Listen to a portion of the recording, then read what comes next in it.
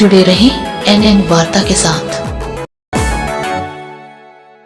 नमस्कार, कार्डोम कार्बी आंगलोंग में आप सभी का स्वागत है। मैं हूं दिजित रोंगहांग और आप देख रहे हैं एनएन वार्ता कार्बी आंगलोंग नॉर्थ ईस्ट। जनजातियों के कल्याण व सांस्कृतिक सुरक्षा के लिए एक बड़ा मुद्दा लेकर सभी जनजाति सम्मेलन होते देखा गया। कार्बी आंगलोंग दिमा हसाओ नॉर्थ कचार हिल AFSPA का करते हैं विरोध।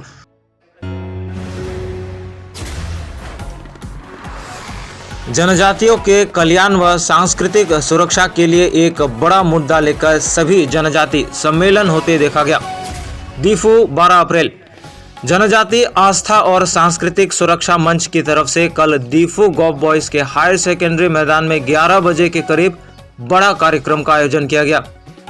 उनका कहना है कि आदिवासी भारत भूमि का इंडिजीनियस एबोरिजिन आदिवासी गण समूह है जो अरावली, विंध्याचल, सतपुड़, सहाद्री पर्वतमाला और चंबल, बनास, लूनी, साबरमती, माही, नर्मदा, तप्ती, गोदावरी नदियों की उत्पत्ति काल से भारत की मूल मिट्टी, पानी, आबोह में जन्म, उपजा, मूल बीज, मूल वंश है।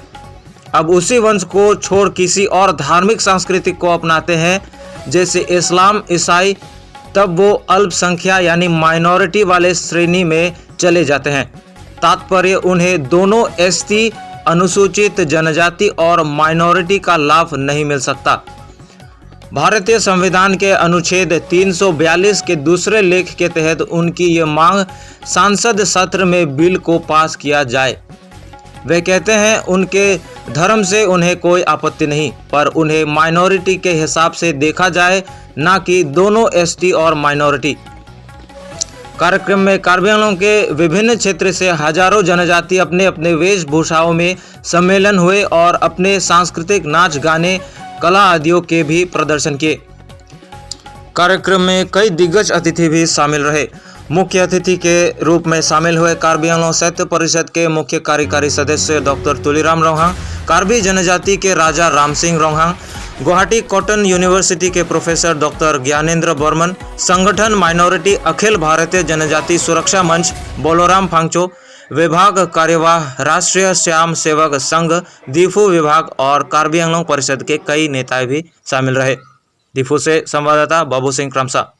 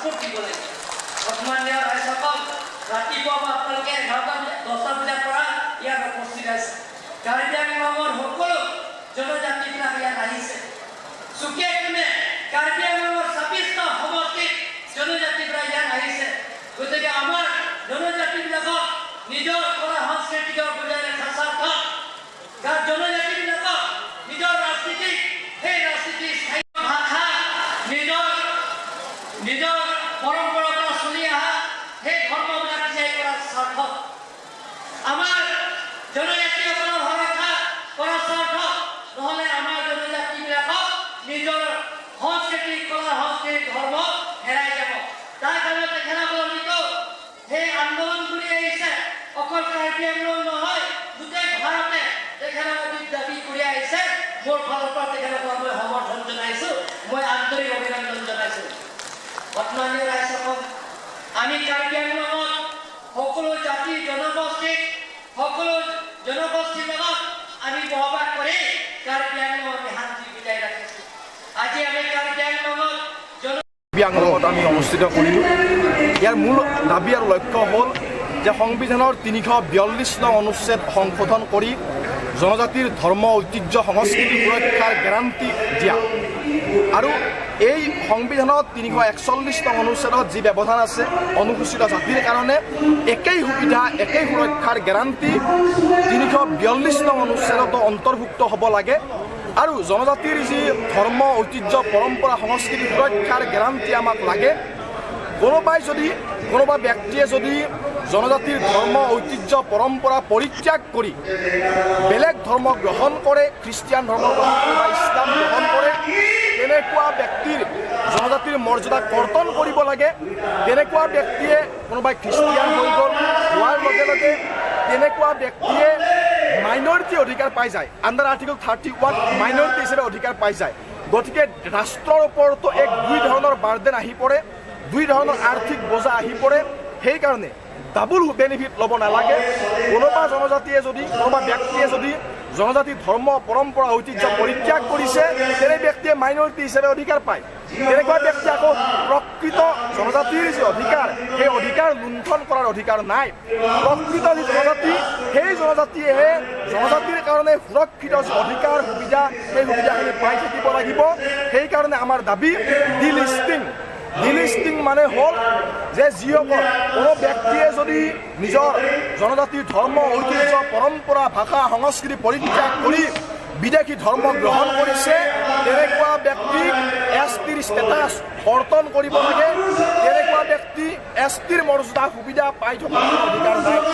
দেখা গৈছে যে প্ৰকৃত জনজাতিয়ে পাব লগা বহুত সুবিধাৰ পৰা প্ৰকৃত জনজাতিক বঞ্চিত কৰি ধৰ্মান্তৰিত হোৱা একাংশই সেই অধিকাৰখিনি আহি লৈছে, সেই সা সুবিধাবিলাক ভোগ কৰি আছে। আমি বিচাৰিছোঁ জনজাতিৰ কাৰণে সুৰক্ষিত যি সুবিধা সংবিধান প্ৰদত্ত যি সুবিধা প্ৰকৃত জনজাতিয়ে পাব লাগে, অন্য নহয়। সেই সুৰক্ষা সেই গেৰাণ্টি আমি বিচাৰিছোঁ। আৰু আজি আপোনালোকে দেখিছে আমাৰ জনজাতিসকলৰ নিজৰ কলা সংস্কৃতি আৰু নিজৰ পৰম্পৰাৰ পৰা মানি আহিছে নিজৰ ধৰ্ম সুৰক্ষিত কৰিবৰ কাৰণে জনজাতিসকলৰ যিবিলাকৰ কলা সংস্কৃতিৰ পৰা নিজৰ ধৰ্ম পৰম্পৰাৰ পৰা মানি আহিছে সেইবিলাকৰ সুৰক্ষা কৰাৰ স্বাৰ্থত প্ৰটেকশ্যন কৰাৰ স্বাৰ্থত আজি সন্মিলনটো পতা হৈছে।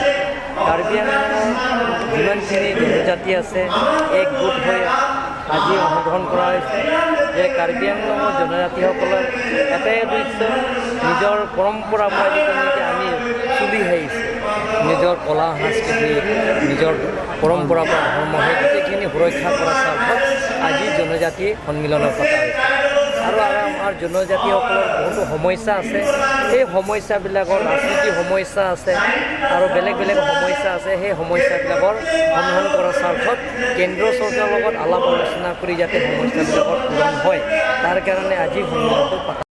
Border give and take policy ASDC KSA KNCA checkroy dunte pu laso puthaglo isi banke kini banke non eco sensitive zone where laso pot KSA KNCA ASDC ke checkroy dunte pu memorandum of topolo ke thobo banke Armed Forces Special Power Act pu India Assam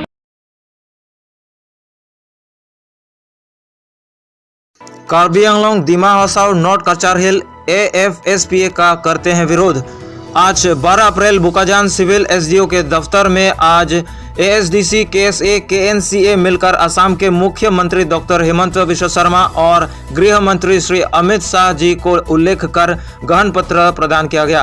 बुकाजान civil SDO के दफ्तर पर मांग ये है कि भविष्य में कार्बी आंगलोंग जिला के साथ साथ दिमा हसाओ NC हिल्स जैसे जगहों पर जनता को तकलीफ का सामना न करना पड़े।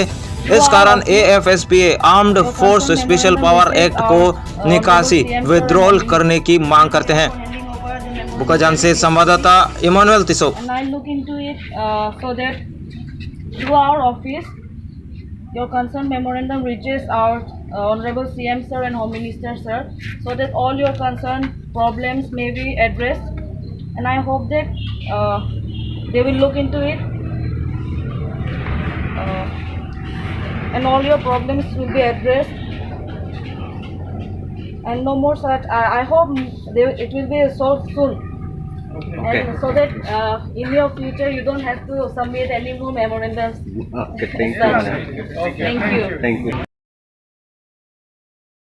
हिंदी में कार्बी आंग्लों की ताज़ा खबरों को पाने के लिए सब्सक्राइब करें कुरुर वांगथो।